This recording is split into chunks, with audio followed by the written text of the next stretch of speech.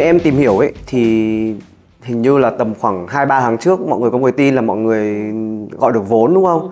Và cái định giá hiện tại là trước khi cái khoản đầu tư đấy là 50 triệu đô. Con số này rất là lớn. Và em cũng muốn tò mò là kiểu cái cảm giác của mọi người với một cái định giá như thế, hoặc là một cái cảm giác của mọi người với những cái con số như thế là như thế nào? Ok, thì chị cũng nói qua về lịch sử gọi vốn của Hackernoon thì đã gọi vốn 3 lần.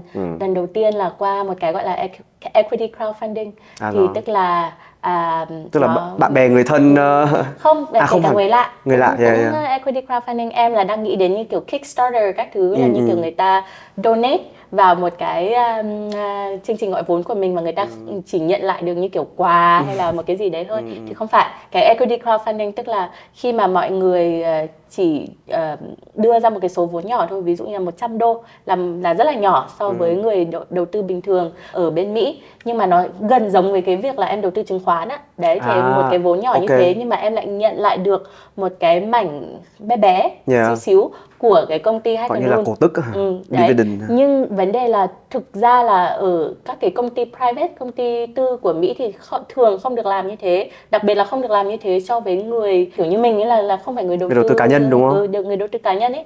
Nhưng mà có một cái policy từ năm 2017 nó làm thay đổi cái việc đấy, tức là người dân bình thường cũng có thể đầu tư vào một cái công ty nhỏ, công ty private theo cái này nó gọi là cái Jobs Act. Thì chị dựa theo cái đấy thì chị làm một cái tên là equity crowdfunding. Lúc đấy thì gọi vốn được max luôn cái cho phép của cái equity crowdfunding. Đó là bao nhiêu? Là 1,07 triệu đô. Thì cái định giá lúc đấy của Hackernoon trước khi gọi vốn là 6 triệu. 6,5 triệu. 6,5 triệu. Thì đấy là hồi 2018, 2019. Đến đợt gọi vốn thứ hai thì là qua một cái strategic partner, tức là đối tác chiến lược của Hackernoon. Thì kể từ sau cái equity crowdfunding thì chỉ có 2 đối tác chiến lược, thì đều là những người sẽ giúp cho cái nền tảng phần mềm của Hackernoon tốt lên ở một cái khía cạnh nào đấy, chứ chị lại không raise theo kiểu dạng đầu tư mạo hiểm theo các quỹ VC nhé. Bởi vì cái quỹ VC thì họ thường khá là shark, khá là cá mập đúng không? Đúng rồi. Họ ngoạm một miếng luôn. Họ ngoạm một miếng rất là to, và họ sẽ có rất nhiều strings attached, là họ sẽ có nhiều điều khoản và các thứ em phải give up control rất là nhiều. Thì đối với chị, với David, mình đã nghĩ là mình đã give up khá là nhiều thứ để mà xây dựng một cái công ty như thế này. Nếu mà mình thực ra là mình chỉ cần muốn tiền thôi ấy, thì mình sẽ đi theo dạng đầu tư mạo hiểm, thì mình sẽ ví dụ raise 20-30 triệu hay một cái con số trên trời nào hoành tráng nào đấy, nhưng mà mình đổi lại thì mình sẽ mất rất là nhiều. Mình phải nghe lời, mình có một ông lớn khác, tức là thay vì việc mình làm chủ công ty của mình thì thực ra mình lại có một ông chủ còn to hơn là board members và VC và tất cả những người mà như kiểu giật dây mình ấy. Thì bọn chị không muốn làm theo cái hình thức đấy, mà bọn chị chỉ muốn là mỗi khi gọi vốn thì gọi vốn nhỏ và đủ để cho có thể vận hành công ty thôi. Thế còn hai vợ chồng thì vẫn là majority shareholder, tức là vẫn là người chủ hữu chính, sở hữu chính của công ty. Bây giờ chị với chồng là vẫn sở hữu tầm 70% của công ty sau 2 lần gọi vốn. Thì cái lần thứ 2 và lần thứ 3 thì đều là strategic partner. Là lần thứ 2 là với Coil, là năm 2020, là một công ty nó gọi là micropayment. Tất cả những cái người mà làm việc với Coil thì có thể nhận được những cái số tiền rất là bé. Khi mà họ browse the web và họ đọc những cái trang web khác nhau thì họ được nhận một cái số tiền rất là bé. Thì đấy là cái hình thức monetization của Coil. Thì còn cái thứ 3 và lần gần đây nhất em vừa nhắc thì là với công ty tên là Arweave, một công ty về blockchain. Thì công ty blockchain này họ gọi là backup cái dữ liệu của internet trên nền tảng blockchain.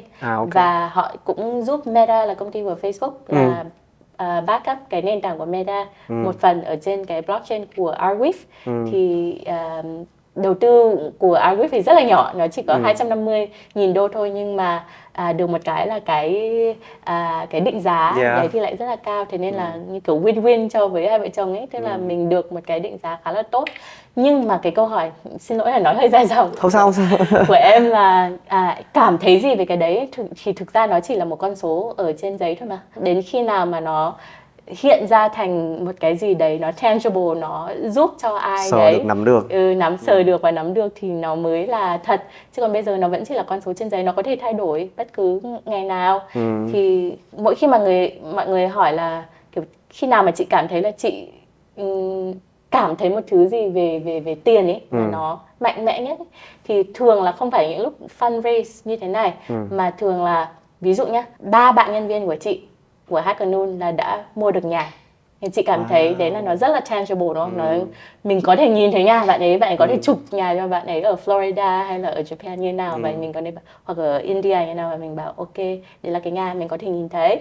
Hoặc là có một bạn thì đã đủ về tài chính để có thể thành lập gia đình, có con đấy, thì những cái lúc đấy thì chị cảm thấy là ok, thì ít nhất là mình đã tạo ảnh hưởng cho 3 người có thật và nhà cũng có thật luôn. Hảo bao giờ mới mua được nhà ấy nhá.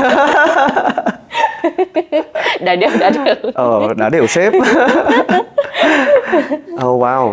Đúng là tại vì mình nhiều khi mình cứ bị nhìn vào những cái con số trên báo hoặc là những con số mà được khoe ở trên mạng, và mình nghĩ là cái đấy nó là cái quan trọng, mà thực ra là cái mà tức là từ cái tiền đấy nó ảnh hưởng như thế nào đến một người nhân viên chẳng hạn, thì em nghĩ cái đấy nó thực sự là Và không chỉ nhân viên nhé, mà như kiểu cái việc là tại sao chị cứ thức dậy mỗi ngày và vẫn thích làm cái việc này là bởi vì kiểu những cái từ Twitter hay là Facebook nho nhỏ thôi, hoặc là LinkedIn là các bạn ý cảm ơn là bởi vì là được xuất bản trong Hackanoon 2 năm trước, xong bây giờ tôi lại có cái job này của một cái công ty về công nghệ này, hoặc là từ việc mà tôi có một cái endorsement về một độc giả của Hackanoon mà tôi lại được mời vào một cái podcast hoặc là một cái conference nào đấy, xong từ cái đấy nó lại dẫn ra nhiều cơ hội cho công ty của tôi.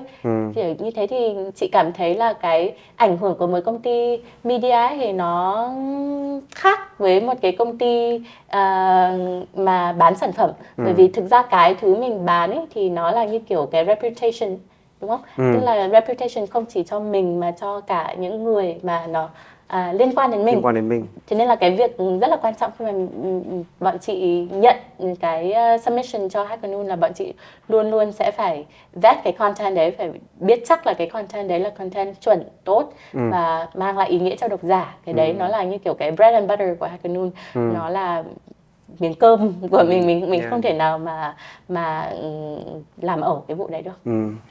Thì nghe cái câu chuyện này của chị Linh, em vẫn thấy cái đam mê về giáo dục, đúng không? Tại vì thực ra nói về giáo dục thì mình cũng không nhất thiết là phải gói gọn nó ở trong trường lớp hay là kiểu phải đi dạy cái này cái kia, mà giáo dục nó là câu chuyện tạo nên ảnh hưởng, tạo nên những cái thay đổi. Thì đấy, những cái chị chia sẻ là những cái thay đổi cho những người mà liên quan đến Hackanoon, bản thân chị và chồng chị và những cái người mà làm cùng với cả gia đình chị, thì em thấy Yeah, that's enough for me. Yeah.